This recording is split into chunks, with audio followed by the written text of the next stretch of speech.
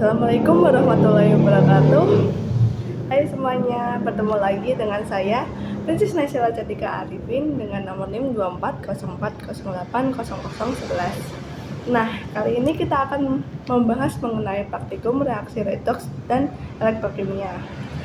Apa sih tujuan dari praktikum ini? Yaitu untuk memahami konsep reaksi redoks dan cara kerja elektrokimia melalui pengamatan langsung. Pada dasar teorinya, elektrokimia adalah cabang ilmu kimia yang berkenaan dengan interkonvensi, energi listrik, dan energi kimia.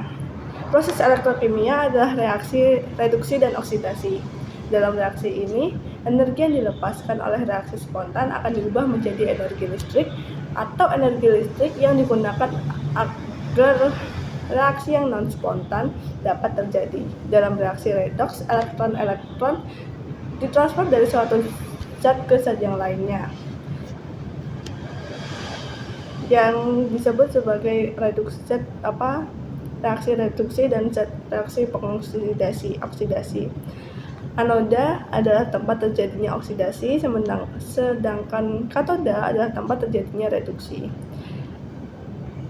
Oksidasi terjadi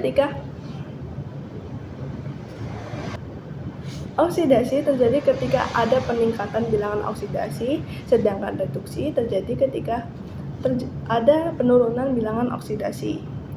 Nah, elektrokimia ini dapat diaplikasikan dalam baterai, pelapisan logam, dan proses elektrolisis. Pada langkah-langkah utama praktikum kali ini yaitu menyiapkan larutan elektrolit dan elektroda, menghubungkan elektroda dengan sumber arus, lalu mengamati terbentuknya gas, endapan, atau perubahan warna yang terjadi entah di anoda entah di katoda. Catat hasil pengamatan dan matikan arus setelah selesai melakukan pengamatan.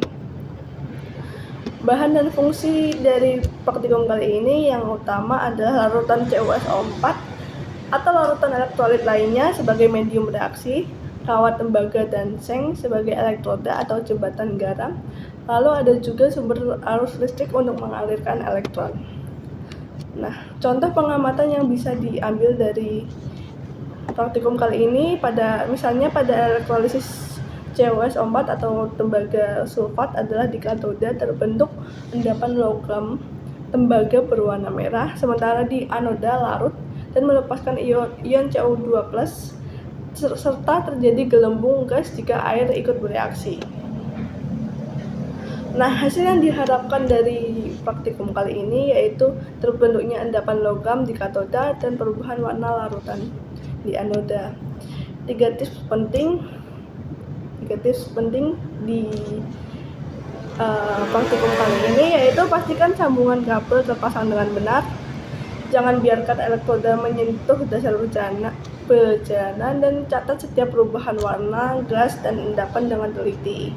Keselamatan kerja menggunakan alat pelindung diri lengkap seperti jas laboratorium, masker, dan sarung tangan lateks, dan jangan sampai menyentuh elektroda saat arus menyala, dan karena bisa membuat kita tersengat listrik, dan hindari tumpahan larutan. Pada refleksi pribadi, bagian paling sulit menurut saya adalah mengamati perubahan yang terjadi dengan cepat.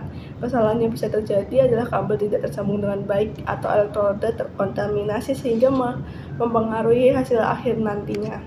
Praktikum ini berguna untuk memahami dasar teknologi baterai, galvanisasi, dan proses elektrokimia dalam industri.